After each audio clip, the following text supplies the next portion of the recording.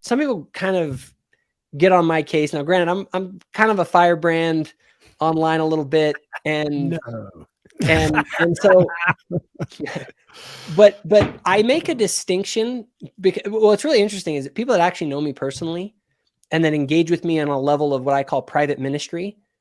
Like, if you were to ask them, is Jacob a nice guy? They'd be like, yeah, like super nice, all that kind of stuff. But that's when I'm engaging in private ministry. There's a difference between private ministry and public advocacy. Public advocacy it's sort of this game in the public square of contrasting opinions, battling for dominance in the world of ideas, right? And I very much put this out there is in the world of ideas, it's a full-blown war. And in war, you identify the enemy and you destroy the enemy. Okay. But remember, I'm talking about ideas. I'm not talking about people. Yes. I don't want to go and destroy someone, but I'll tell you, if you are the person in the public square standing up tall and spouting nonsense ideas, I'm going to rip your ideas apart because those ideas are dangerous. As you said, they're like a virus and they spread, and someone at some point needs to be the antibody that comes in and knocks that idea out. But that is in the world of public advocacy.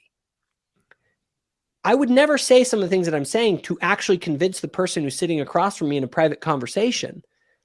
And in fact, private ministry has very little to do with argumentation at all. Right. It has to do with a spiritual experience that you have together that usually involves very little when it comes to words. And any of us who have been a missionary, you've been involved in private ministry. When you sit down with the converts and you pray with them and you sing, I am a child of God in their home, and you do things like that. And you immediately learn as a missionary, and I learned this the hard way, is that I thought, oh man, I'm going to have these great arguments and things like that. And then I got out there and was like, that doesn't work. Like what works is like when you develop relationships with people, and help them to feel the Spirit, and then they want to change their life. Right. And so you have to draw that line between public advocacy, which has an entirely different set of strategy, and Jesus with the woman at the well with a private conversation, right? That's an excellent Jesus point. very much did that. I think that's a point that far too many people are missing today.